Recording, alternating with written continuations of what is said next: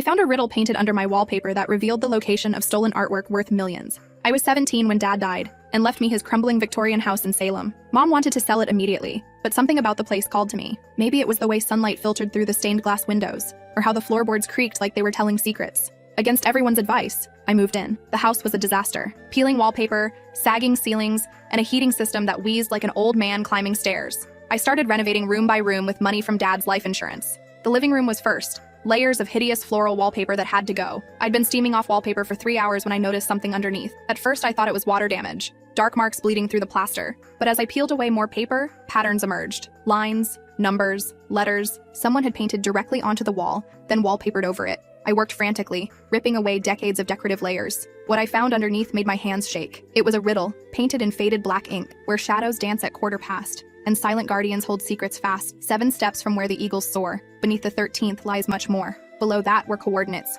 42.5195 degraan N, 70.8967 degraan W. My heart pounded. Those coordinates were less than 2 miles from my house. I googled the location, Greenlawn Cemetery, the oldest section, where elaborate Victorian monuments cast long shadows across weathered headstones. That night, I couldn't sleep. I kept staring at the riddle, tracing the letters with my finger. Dad had never mentioned anything about hidden messages or riddles. But then again, Dad had kept a lot of secrets. The next morning, I drove to Greenlawn Cemetery with a notebook and measuring tape. The coordinates led me to a section filled with towering monuments. Angels, eagles, elaborate Victorian sculptures. I found the eagle statue mentioned in the riddle, a massive bronze eagle perched atop the Morrison family mausoleum. 7 steps from the eagle brought me to a simple headstone marked, Unknown, 1847. It was the 13th grave in that row. I looked around. A few other visitors wandered among the graves, but no one was paying attention to me. I knelt beside the headstone and brushed away decades of leaves and dirt. Nothing. Frustrated, I sat back on my heels. Beneath the 13th lies much more. Maybe it wasn't referring to the grave itself, but something literally beneath it. I pressed my hands against the base of the headstone. The stone shifted slightly. My pulse quickened.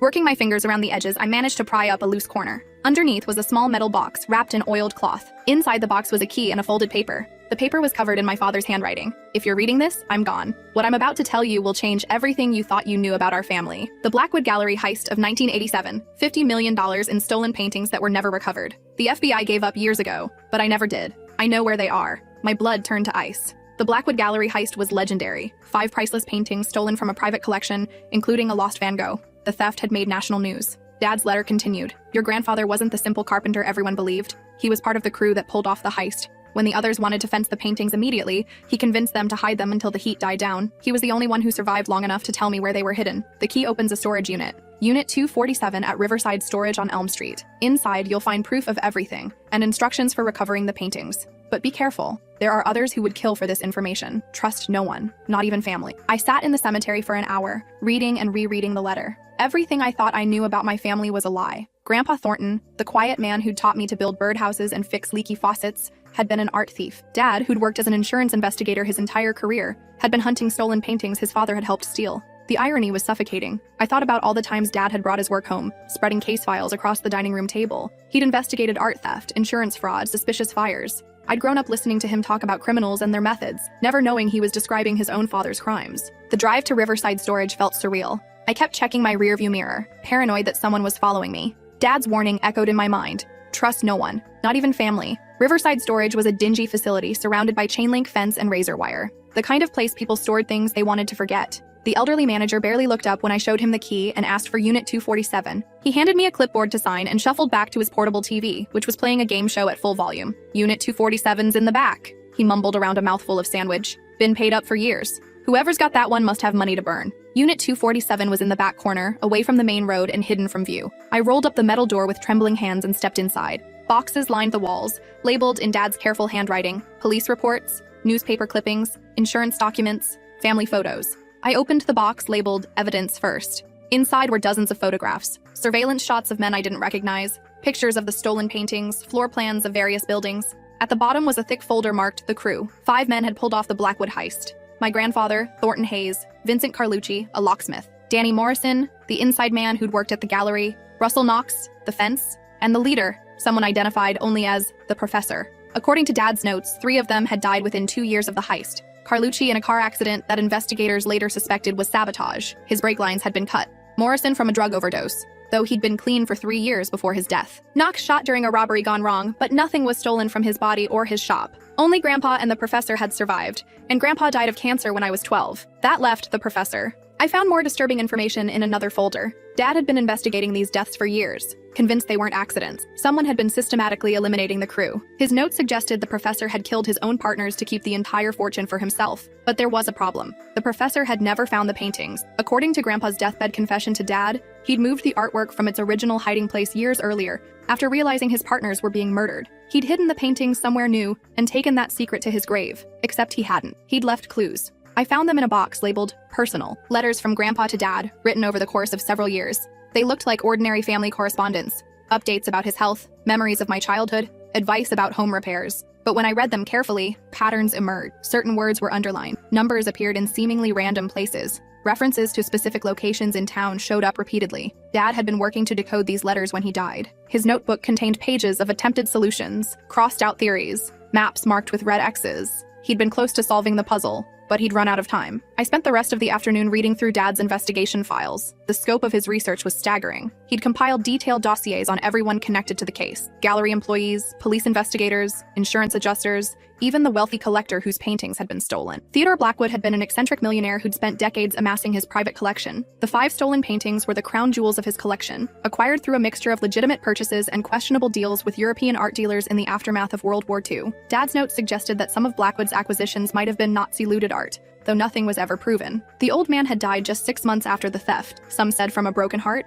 His foundation had offered substantial rewards for the painting's return, but they'd never been recovered, until now. One folder contained detailed profiles of each crew member. Vincent Carlucci had been a master locksmith who could defeat any security system. Danny Morrison worked nights at the gallery and had intimate knowledge of the building's layout and security procedures. Russell Knox was a fence with connections to buyers in Europe and Asia. My grandfather had been the crew's carpenter and general handyman. He'd built the specialized crates needed to transport the paintings safely and had helped plan the logistics of the heist. But according to Dad's research, Grandpa had also been the crew's conscience. I found a handwritten statement from Grandpa, apparently recorded by Dad during one of their conversations before his death. In it, Grandpa described his growing unease as the other crew members talked about their plans for the money. The professor wanted to sell everything immediately, Grandpa had said. Split the money 5 ways and disappear. But I knew those paintings belonged in a museum, not some private collector's vault in Switzerland. I convinced the others to wait, let the heat die down, said we needed to be smart about it. But Grandpa's real plan had been different. He'd hoped that eventually he could find a way to return the paintings anonymously. When the murders started, he'd moved the artwork to protect them, not from the police, but from the professor. I never meant for it to go this far, Grandpa had confessed to Dad.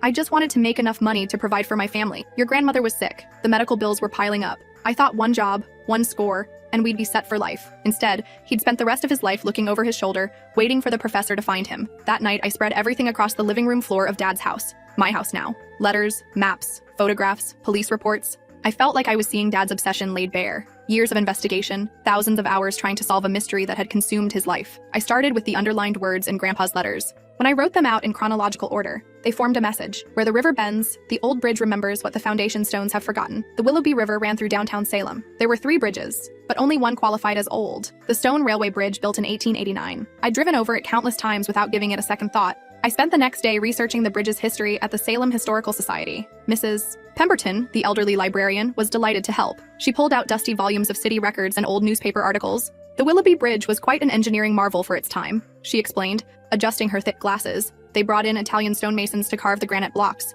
Took them 3 years to complete. The bridge had been built using granite blocks quarried locally, with massive foundation stones sunk deep into the riverbed. During construction, workers had discovered Civil War-era artifacts buried in the riverbank: bullets, uniform buttons, a cavalry saber that was now displayed in the town museum. What the foundation stones have forgotten. That phrase haunted me as I walked through downtown Salem that evening. The town had changed so much since Grandpa's time. Old buildings had been torn down, new developments had sprung up, but the bridge remained, a constant landmark in a changing world. I drove to the bridge that evening and parked nearby. The area beneath it was overgrown with weeds and littered with trash. A homeless camp had been set up under the north side, but it looked abandoned. Shopping carts filled with belongings sat rusting in the shadows. I climbed down the steep embankment, flashlight in hand. The foundation stones were enormous, granite blocks the size of refrigerators, stained with more than a century of river water and weather. Each stone was carved with Roman numerals, marking its position in the bridge's construction. I examined each stone carefully, looking for anything unusual. Most were weathered smooth, their surfaces worn by decades of flooding and ice. But as I worked my way around the eastern foundation, I found it. Carved into the granite, almost invisible unless you knew where to look, was a small symbol. A compass rose with the number 12 etched beneath it. The carving was shallow and weathered, but definitely man-made. It looked like something that could have been done with simple tools, the kind Grandpa would have had access to as a carpenter. 12 steps from the foundation stone brought me to a cluster of old oak trees. The area was overgrown and shadowy, perfect for hiding something. I searched the base of each tree until I found what I was looking for, a small metal cache buried beneath the roots of the largest oak. The cache was wrapped in multiple layers of plastic bags and had survived decades underground surprisingly well. Inside was another key and a map hand-drawn by my grandfather. It showed the layout of Hartwell Mansion, a Victorian estate that had been converted into apartments in the 1960s. Specific rooms were marked with numbers, and one basement storage unit was circled in red ink. My hands trembled as I realized what this meant. The stolen paintings weren't hidden in some remote location. They were sitting in the basement of an apartment building, less than 5 miles from where I grew up. I knew Hartwell Mansion. It was one of Salem's most recognizable landmarks, a sprawling Gothic revival structure that dominated the hill overlooking downtown. As a kid, I'd always thought it looked haunted, with its dark towers and elaborate stonework. Hartwell Mansion had been built by shipping magnate Edmund Hartwell in 1892. He'd made his fortune transporting goods between Boston and Europe, and he'd spared no expense on his dream house. The mansion had 47 rooms, including a ballroom, a library with hand-carved mahogany shelves, and a wine cellar that could hold thousands of bottles. After Hartwell's death in 1923, the family had lost their fortune during the Depression. The mansion had changed hands several times before being converted to rental units in the 1960s. The current owner was a property management company based in Boston that specialized in historic buildings. According to the map, Unit B7 contained $50 million worth of stolen art. I drove past the mansion that night, studying its layout. It looked unremarkable now, a sprawling Victorian building divided into 12 apartments, with basement storage units for the tenants. Security lights illuminated the parking area, and I could see televisions flickering behind drawn curtain. Getting access wouldn't be easy. The basement was locked, and I couldn't exactly knock on doors asking to search people's storage units. I needed a plan, and I needed help. That's when I remembered Zoe. Zoe Caldwell had been my best friend in high school before her family moved to Portland. She'd always been brilliant with locks and security systems, a skill she'd developed after being locked out of her house one too many times by her alcoholic mother. We'd stayed in touch sporadically over the years, mostly through social media posts and occasional text messages. I knew she'd dropped out of college after 2 years to become a locksmith. Her Instagram showed her working on everything from antique safes to modern electronic systems. She seemed to love the challenge of solving mechanical puzzles. I called her that night, not sure how to explain what I needed. "Luna?" Zoe's voice was surprised but pleased. "I haven't heard from you in forever. How are you holding up? I saw on Facebook about your dad. I'm so sorry." "Thanks," I said. "That's actually related to why I'm calling. I need a favor, and it's going to sound crazy." I told her everything: the riddle, the cemetery, Dad's investigation, the stolen paintings. To her credit, Zoe listened without interrupting, asking only occasional questions for clarification. "So you want me to help you break into a storage unit to recover stolen artwork that may or may not be there, based on clues left by your dead grandfather who was apparently an art thief," she said when I finished. "That's accurate, yes." Zoe was quiet for a long moment. I could hear traffic in the background and realized she was probably walking home from work. "This is insane," she said finally. "I know. You could go to prison. I know. Even if the paintings are there, you can't exactly call the FBI and say you found them. Your grandfather was part of the crew that stole them." "I know that too." Another long pause. "When do we do this?" she asked. I felt a rush of relief and gratitude. "You'll help me?" "Of course I'll help you. You're my oldest friend, and this is the most interesting thing that's happened to me in years. Besides, if there really are stolen paintings worth $50 million sitting in some basement storage unit, they shouldn't stay there." Zoe drove up from Portland the next weekend, arriving on Friday night with a duffel bag full of tools and a mischievous grin that I remembered from our teenage years. She looked exactly the same: purple hair, multiple piercings, and clothes that looked like they'd been assembled from a thrift store explosion. "You realize this is insane, right?" she said, as we sat in her car outside Hartwell Mansion at 2 a.m. "Even if the paintings are there, we can't exactly call the FBI and say we found them. Your grandfather was part of the crew that stole them." "I know," I said, "but I can't just leave them there. Someone else is looking for them, someone who killed 3 people to keep them secret." Zoe studied my face in the dashboard light. "You're not planning to keep them, are you?" "I don't know what I'm planning," I admitted. "I just need to know if they're really there." We'd spent the evening planning our approach. Zoe had done a reconnaissance walk around the building earlier, noting the locations of security cameras and identifying potential entry points. The basement had its own entrance around back, hidden behind overgrown bushes. "The lock is old," she'd reported. "Probably installed when they converted the building. It shouldn't take me more than a minute to get through." Now, sitting in the darkness outside the mansion, I felt a mixture of excitement and terror. We were about to break into a building to search for stolen artwork based on a treasure map drawn by my criminal grandfather.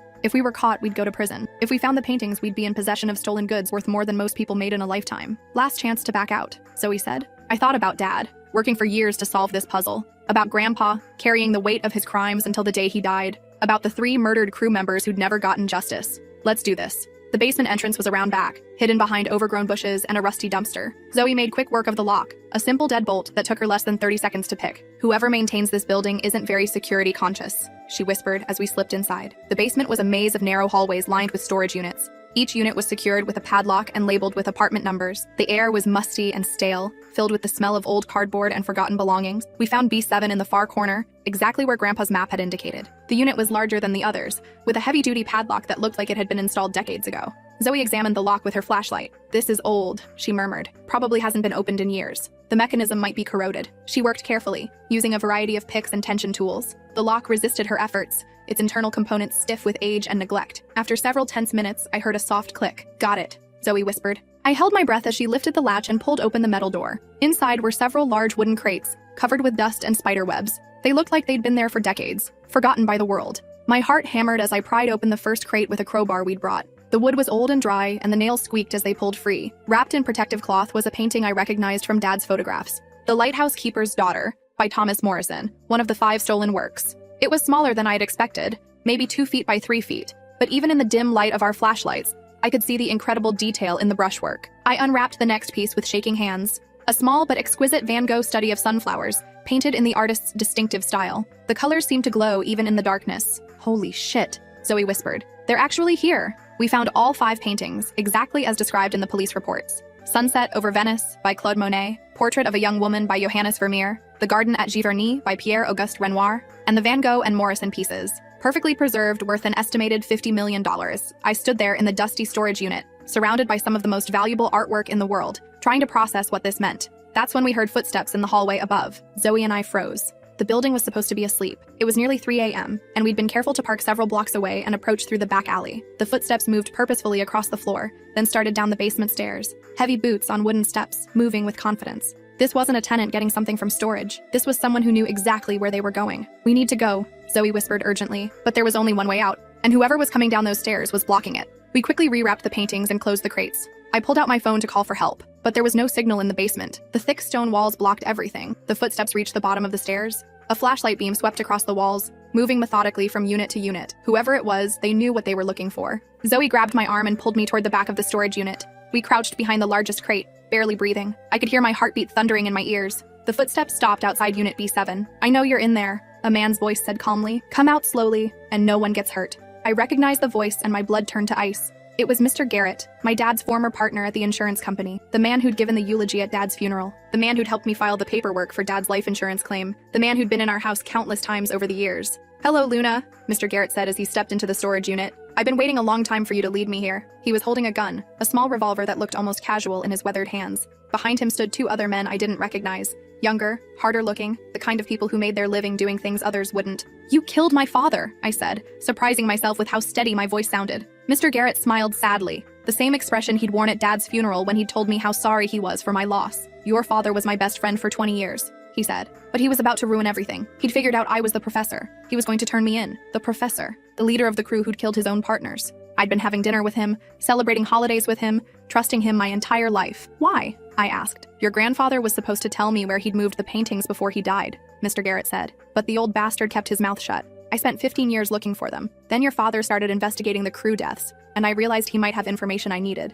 So you befriended him. I was already his friend. We'd been partners for 5 years before your grandfather died. But yes, I stayed close, hoping he'd eventually solve the puzzle. When he did, I had to act quickly. You made his death look like a heart attack." Mr. Garrett shrugged. "Digitalis is virtually undetectable if you know what you're doing. Your father never suspected. He thought he was having chest pains from stress. Rage burned in my chest. This man had murdered my father, then comforted me at the funeral. He'd helped me process insurance claims while planning to steal artwork worth millions." "How did you know we'd be here tonight?" I asked. "I've been watching you since you found your father's letter," Mr. Garrett said. "Following you to the cemetery, to the storage unit, to the bridge. You're not very good at counter-surveillance. I knew it was only a matter of time before you led me to the paintings." I thought about all the times over the past few weeks when I'd felt like someone was watching me. The car that had seemed to follow me home from the cemetery. The figure I'd glimpsed in my peripheral vision while searching under the bridge. My paranoia had been justified. "What now?" I asked. "Now you're going to help me load these paintings into my van," Mr. Garrett said. "Then you and your friend are going to disappear. Permanently." One of his associates, a thin man with dead eyes, stepped forward with a roll of plastic sheeting. I realized they'd come prepared for this. They'd planned to kill us from the beginning. That's when Zoe made her move. She'd been quietly working her way around the back of the storage unit while Mr. Garrett talked. As he gestured with his gun, she grabbed a heavy paint can from a shelf and hurled it at his head. Mr. Garrett ducked, but the distraction was enough. I lunged forward and knocked the gun from his hand. It skittered across the concrete floor. We all scrambled for the weapon. Mr. Garrett was faster, but Zoe tackled him before he could reach it. They rolled across the floor, fighting desperately. The two associates moved toward me, but I was closer to the gun. I grabbed it and pointed it at them with shaking hands. "Stop!" I shouted. Everyone froze. Mr. Garrett was pinning Zoe to the ground, his hands around her throat. The two men had stopped advancing, but looked ready to spring. "Let her go," I said. Mr. Garrett smiled coldly. "You won't shoot me, Luna. You're not a killer. You're just a scared little girl playing with things she doesn't understand." "Maybe not," I said. "But I'm tired of being everyone's victim." I pulled the trigger. The gunshot was deafeningly loud in the confined space. Mr. Garrett screamed and grabbed his shoulder, blood seeping between his fingers. The bullet had caught him in the meat of his shoulder, not fatal, but enough to disable him. Zoe rolled away, gasping for air. The two associates looked at each other uncertainly, apparently not sure whether to continue the fight or run. "Call 911, I told Zoe, keeping the gun trained on all three men. She pulled out her phone and dialed. Her voice was hoarse from being choked, but she managed to give the dispatcher our location and request police and ambulances. The wait for help to arrive felt eternal. Mr. Garrett sat on the floor, pressing a torn piece of his shirt against his wound and glaring at me with undisguised hatred. His associates had their hands raised, apparently deciding that discretion was the better part of valor. "You have no idea what you've done," Mr. Garrett said through gritted teeth. "Those paintings were going to set me up for life. 37 years I've been waiting for this moment." "37 years you've been stealing and killing," I replied. "Time to pay for it." The police arrived within minutes, flooding the basement with officers and paramedics. I carefully set down the gun and put my hands up, explaining the situation to a detective named Rodriguez, who looked like he'd seen everything twice. "Let me get this straight," Detective Rodriguez said as we stood outside the mansion, watching crime scene technicians process the storage unit. "You found a riddle painted under your wallpaper that led you to stolen artwork worth $50 million? And when you came to verify it was here, you were confronted by the mastermind of the original theft who murdered your father?" "That's the simplified version, yes." Rodriguez shook his head. "In 20 years on the force, I've never heard anything like this. You realize you could be charged with breaking and entering, possession of stolen goods, maybe a dozen other things?" "I know," I said, "but those paintings belong in a museum, not hidden in some basement or sold to private collectors who don't care about their history." The detective studied my face for a long moment. "Why didn't you just call us when you found your father's letter?" It was a fair question, and one I'd been asking myself, because I didn't know who to trust. My father's letter said there were people who would kill for this information. For all I knew, the local police could have been compromised. "And you decided to trust a locksmith from Portland?" I looked at Zoe, who was giving her statement to another officer. She had bruises around her neck from where Mr. Garrett had choked her, but she was smiling despite everything. "She's my oldest friend," I said, "and she has a talent for opening things that are supposed to stay closed." The FBI art crime team took over the case the next day. Agent Morrison, no relation to the dead crew member or the artist, was a patient woman who listened to my story without judgment. She was younger than I'd expected,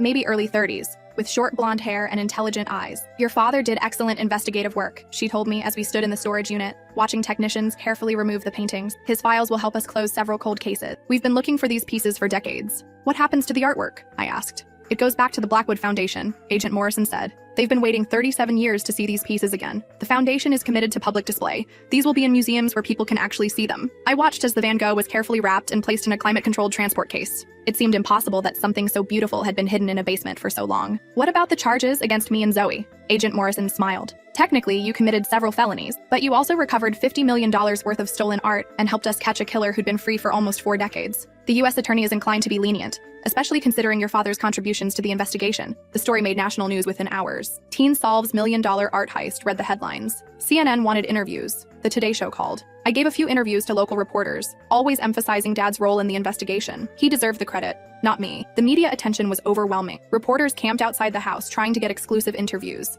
Art historians called to discuss the significance of the recovered paintings. True crime podcasters wanted to tell the story of the Blackwood heist and its finally resolution. I declined most of the requests. This wasn't about fame or attention. It was about justice and truth. The trial took place 6 months later. Mr. Garrett, whose real name was Professor William Garrett, a former art history professor who'd lost his job for selling grades, pled guilty to multiple charges. The evidence against him was overwhelming. In addition to my testimony and the physical evidence from the storage unit, investigators had found a treasure trove of incriminating materials in his house. Photos of the other crew members, detailed plans for their murders, and years of correspondence with potential buyers for the stolen artwork. He'd killed Vincent Carlucci by sabotaging his car, timing the brake failure for a winding mountain road where an accident would seem natural. Danny Morrison had been injected with a heroin overdose while he slept, despite being clean for years. Russell Knox had been shot during a staged robbery at his pawn shop. Each murder had been carefully planned and executed to look accidental or random. Mr. Garrett had waited years between killings, moving slowly and carefully to avoid suspicion. The defendant showed extraordinary patience and cunning, the prosecutor said during closing arguments. He spent 4 decades methodically eliminating his former partners and hunting for stolen artwork. He befriended the victim's son, gained his trust,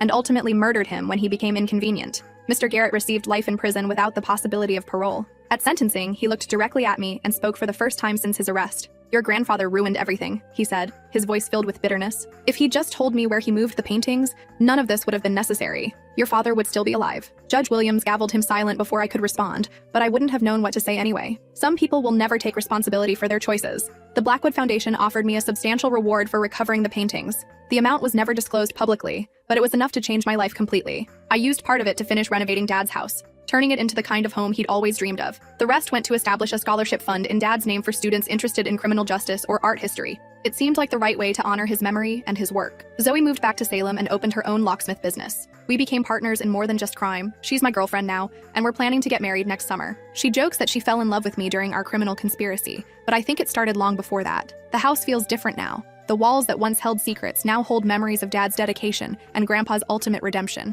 I kept the riddle preserved under glass in the living room, a reminder of how truth finds a way to surface. Sometimes, late at night, I walk through the rooms and think about the generations of secrets that passed through this house. Dad's investigation files are now part of FBI records. Grandpa's letters are evidence in a closed case. The paintings are displayed in museums where millions of people can see them, but there are still mysteries. Last month, I received a letter forwarded from the FBI field office. The envelope was postmarked from a federal prison in Ohio, and the return address showed only a number. Inside was a single sheet of paper with a handwritten message. The Blackwood paintings were just the beginning. Your grandfather hid more than art. Look for the carpenter's mark where the old oak remembers what the foundation forgot. It was signed with a single initial, V. Vincent Carlucci was supposed to be dead, killed in a car accident in 1989. But what if Mr. Garrett had been wrong? What if one of the crew members had faked his death and spent the last 30 years hiding? I showed the letter to Agent Morrison, who promised to investigate. But prison records showed no Vincent Carlucci in the Ohio system, and the letter had been mailed from a medium security facility that housed over 3,000 inmates. Could be a hoax, Agent Morrison said. Your case got a lot of publicity. Someone might be trying to start a treasure hunt for their own amusement?